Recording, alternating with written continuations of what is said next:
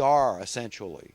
It goes on in perpetuity forever. So you get to keep all the good stuff you muster up, those invisible treasures that you want to keep forever. But they've got to be acceptable. They've got to be compatible.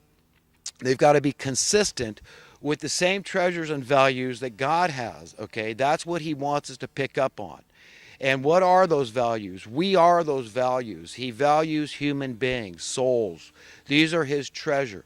So it's imperative to understand this, because the world is telling us something different. It's saying, no, that's your rivalry. You're against the immigrants, you're against the refugees, and don't you understand? Like that South Park episode, where the aliens invade and they took all the jobs. They took her jab. So I mean, this is the reality of it: is that we know that we understand instinctively things like supply and demand. We know that, hey, look, if there's all these people in here that are demanding jobs, we know that, the supply is going to be met, and then I'm left out in the cold. There's this supply of workers, this oversupply of workers. We know what's going to happen according to the law of supply and demand. It's going to diminish wages, at least stifle wages. In a society where you've got unsound currency, so your cost of living just keeps going up. They just keep raising the bar, right? That's loose sand. And so your currency goes down as your cost of living goes up in the aggregate. Okay, I'm not including the temporary price drop we've seen in gasoline, or what happened to VCRs and so many other things that went down in cost.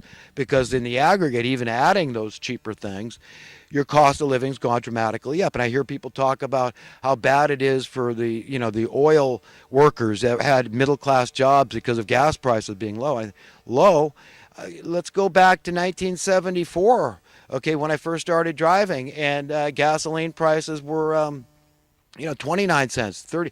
If they went up to 34 cents a gallon, I mean, people were, gasping. So it's all relative. You see, this whole incrementalism that's been happening. People forget. Well, wait a minute. Why you call it? It went down in price, but really it's from when to when. This is why I talk about these mini generations of people that don't understand. They forget. They say, well, when I first started working, and I worked for $2 or $3 an hour, and it made me want to get into something better, and I think, what, that's good, that's fine, do what you want, but you've got no business telling other people what to do. And the point I'm trying to make here is that in 10 years, what have rents done? Let's go back 10 years ago and see what rents were. So when you say, that minimum wage is adequate and it's similar and there's no reason people shouldn't complain about minimum wage, what was the rent back then on a one-bedroom apartment? Okay, or let's go back 20 years. Whenever it was when you had a minimum wage job that was sufficient for you to pay all your bills, and look at it now. How is that in any way okay that we allow this? It's like saying, no, we can justify these perpetual pay decreases, because if you don't give a cost of living adjustment, mathematically there's absolutely no difference. And I urge anybody to correct me if I'm wrong in that. If your cost of living's going up and you don't get a cost of living adjustment commensurate, proportional with the cost of living, hike, then is there any difference, mathematically speaking, than if your wages actually went down by not getting a cost of living adjustment? No, there isn't. I know what I'm talking about in regard to this, but it seems like so few people do. And we've got to understand it. Why would you belittle and marginalize people because of their lack of education, because of their lack of skill, in light of the fact that these jobs are going to be needed to be done in perpetuity? They're very important jobs. To me, it's ungodly. It's evil. It's uncalled for. It's wrong. It's immoral. It's unethical. And I could go on and on and on, but this leads to oppression. This is why you've got all the homelessness. People can't afford housing. And then this is because the state allowed it, the government, whoever that is, these politicians and bureaucrats, they've been benefiting from raising manipulating your prices upward, particularly in regard to housing, because of the property taxes they get from the real estate taxes. So these are the ones that legitimize and validate what's going on. So they come in with these social welfare programs, right? And say, oh, well, we got all these poor people. We don't know where they came from. Of course they know where they came from. They created the poor people. We all know that they're manufacturing poverty. This is how they stay in control. Understand, poverty is absolutely the most important component that these people maintain in society, bar none, okay? Because with the poverty comes the crime. It costs $50,000 a year to keep one guy in jail. It would be infinitely cheaper, okay, because you're paying in perpetuity for these bad guys out there, that the weakest links, let's say, that get financially desperate, because the vast majority, 99% of crime, is all about financial desperation. I don't know, maybe it's not 99%, but you know what? Even in everybody's figuring out. In Reading, they had a report I even posted on my YouTube channel. They said it was because of the economy being so bad up there. They attributed rapes to. So who would ever think that rape had anything to do with economics? Okay, but indeed it does. So even I don't understand the full measure of what I'm talking about. All I know is it's serious and acute and pernicious, a fancy word for really bad, and we all got to get empowered and take the bull by the horns and say no. Say, you're going to fix the damn problems you created. We're not letting anybody slip through the cracks. So don't tell me I'm not compassionate. I'm not empathetic, because I don't want all these refugees you created, okay, in the Middle East, all these problems you've created over there, and all the problems you're creating south of the border, all these corrupt criminals that you're dealing with, doing business with, putting their people under debt, calling it socialism. Okay, under that banner, hey, socialism. The people think that's Robin Hood, taking from the haves and giving to the have-nots, when really they don't understand. It all comes back on them. Okay, so I'm not saying crony capitalism is any better. It's just as bad. It's worse, maybe. It's all bad. It's all fascist policy. It's all lies and deceit, just to trick people. They keep things going in perpetuity. It's just like this Section 8 housing, social welfare pays. In perpetuity, they're going to pay Rich Dad as he keeps raising his rent year after year, and they pay more. They say, okay, well, you know what, we got to pay more. The rent went up, and all this person can afford to pay is, 10%, 5% of their rent. That's all they're making at this fast food restaurant. All you people that justify minimum wage, remember, all those people have to get subsidized by the government. They've got to survive, right? They have a right to survive. And if those are the jobs that are available out there, that's what's available. So if you think it's okay to have ever decreasing wages, well, then you can't complain about your taxes going up, because that's what's going to happen. Your tax money is being debased right along with everything else, because your tax dollars are in the aggregate. So don't vote just because you think it's going to be good for your pocketbook and it's going to lower your taxes. It's not. Until we demand sound money, nothing's going to change. So you're paying in perpetuity for a house instead of buying somebody's house. So understand, in perpetuity means infinite, forever. So you're going to pay Rich Dad forever. You're going to subsidize the industry. Even if you're a landlord that doesn't take Section 8, that industry is being subsidized, and the prices that people are able to extract reflect that fact. Okay, so understand what I'm getting across here. Okay, and people say, oh, well, that'd be bad if rents went down. I mean, the value of my house went down, and the real estate agents would complain, the lenders would complain. Who else? Oh, the government would complain because the tax base would go down. All these special interest groups. Okay, the builders even would complain, right? But in California, the majority of people would benefit from lower price of housing and would have less homelessness. There'd be more money to social welfare. You pay for everybody. You're the government. You allowed this to happen. The Congress and Senate okayed what Harry Paulson did in 2008. What I strongly contend Bill Clinton caused by his allowing the Glass-Steagall Act to expire. He single-handedly caused the crash of '08. And then all these politicians, Republicans and Democrats in there, they all gave their stamp of approval. They validated it. They legitimized the theft of the wealth of our nation, when true capitalism would have been letting those people that overextended themselves fall on their faces, take their assets, and maybe put them in jail. Instead, they were rewarded handsomely. And now rents have soared because of it, because they validated it. They said, okay, well, I guess those high prices for houses, even though all these appraisers all know, they know they're working for the banks. And what do the banks want to do? If they're insured for anything they lend out, they want to lend out as much as they can. Wouldn't you? You say, yeah, as much as they'll take, man.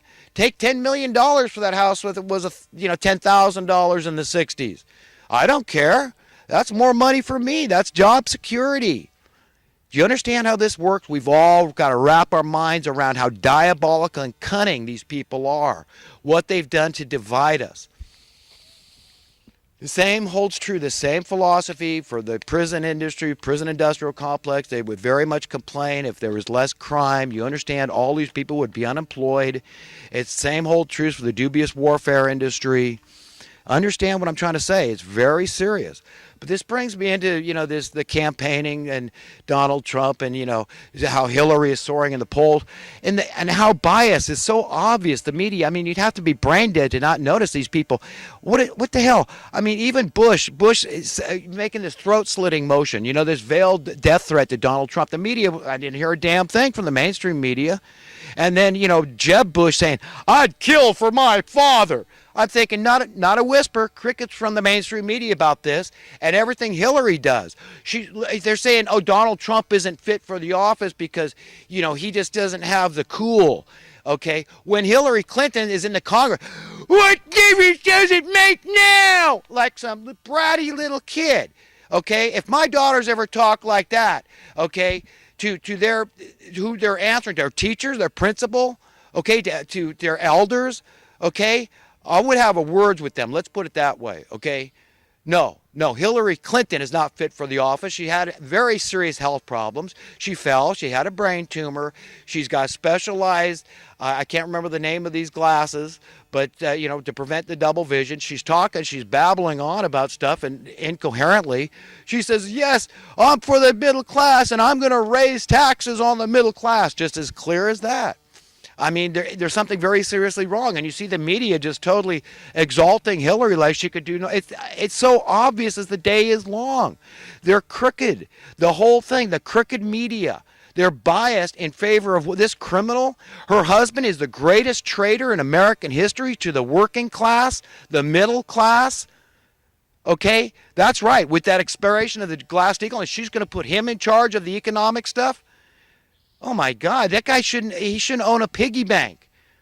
And then on top of that, all these, look at all the women that have complaints against him, saying that he's forced himself on them. What about all this? They're not talking about that. What kind of woman would stay with a guy like that? My wife never would have. Never. Nobody I know, not a single halfway liberated woman out there, quarter-way liberated woman would stay with a man like that. He's a monster. He's a predator. And he's a traitor. I don't like Mr. Clinton. Okay, and he should, I don't know what that man should do. I just, he should repent. Okay, that's all we can do. Okay, because when you repent, people have to forgive you. If somebody, like the Bible said, like Jesus said, if somebody comes to you 10 times a day and asks forgiveness, you got to give it to them. So I'm quick to forgive. I'm trying to imitate God. I'm trying to emulate God. So, we all have to do that. We all have to forgive. It's okay to be angry, but at some point you've got to relent. And you've got to say, no, but you need correction. You need, perhaps ethics rehabilitation because you've lost your compass. You've lost your way. And you don't know. You can't do these things. You can't allow a regulation, a rule that was in place to protect everyday people, regular American people, to vanish. And then you think you're some kind of hero.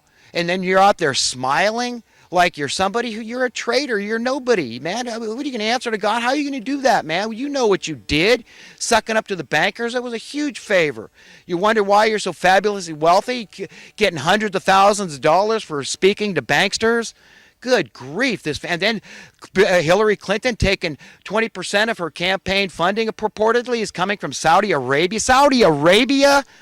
They're cutting every other person's head off over there. You go preach the gospel in Saudi Arabia, they're so antichrist I can't even start. Cutting your hand off, these people want to still Sharia law. We got a guy standing with Hillary saying, oh, I'm so great and all. Hey, listen, all you people don't understand. You need to go back 50 years when we had JFK as president. All you people coming into America now, be sensitive to the natives.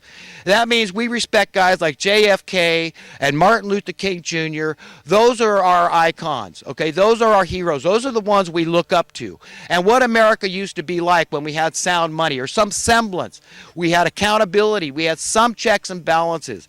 We had some oversight. We, the people, got our way to some degree. We understood the issues. This is why they won't give us any appreciable amount of time with sound money, because we'd be able to put our finger on it and say, oh, I see now why my currency keeps going up in worth in the aggregate. The trajectory just keeps going up. This feels great. I feel more and more secure every day. I feel more and more free every day. There's more of a bounce in my step and a song on my lips. And we'd never let it go. We'd pinpoint it. We'd say, aha, no, don't you touch that thing. That's regulation, man. That's checks and balances. That's accountability. That's oversight. That's what we want. That's what's making my currency increase in worth day by day, by month, and year by year, and decade by decade, until we don't care about money. We're also